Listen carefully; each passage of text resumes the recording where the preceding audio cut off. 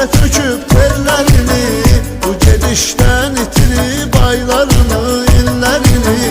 Ağlıma gəlməzdi bir dəfəlik sən gedəsən.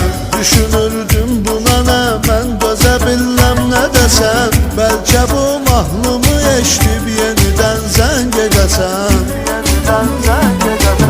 Yad şəhərlərdə yad insan kimi yaşım necə mən. Heç özü bilmədi, axtardım onu gizlicə mən. O unutqan biri olsa unudardım o zaman.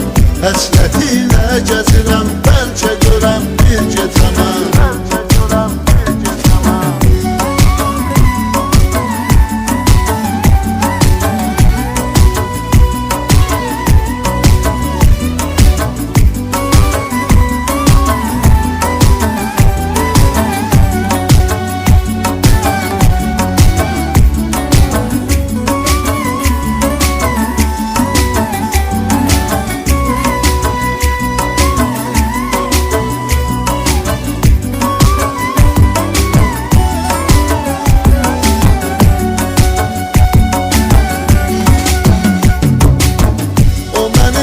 Sevə bilsə biləcək sevgi nədir. Mənə çəkdirdi zülüm, bəs görəsən dərdi nədir. İtirəm vaxtı qalar, tənha bilər itki nədir. Bir ümidlə yaşadım ki görərəm cananımı. Onu ancaq görə bilsəm taparam dərmanımı. Ya da heç görməyəcəm, dərd bürüyübdür canımı.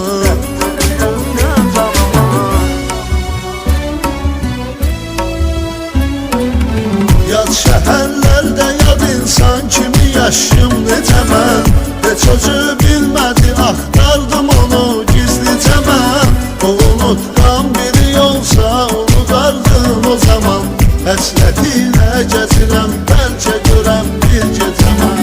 Yad şəhərlərdə yad insan kimi yaşım necə mən. Heç özü bilmədi, axtardım onu gizlicə mən. O unutqan biri olsa unudardım o zaman. Həsrət ilə gəzirəm, bəlkə görəm bir gecə mən. Yad şəhərlərdə yad insan kimi yaşım necə mən. Heç özü bilmədi, axtardım onu gizlicə mən. O unutqan biri olsa unudardım o zaman. Həsrət ilə gəzirəm.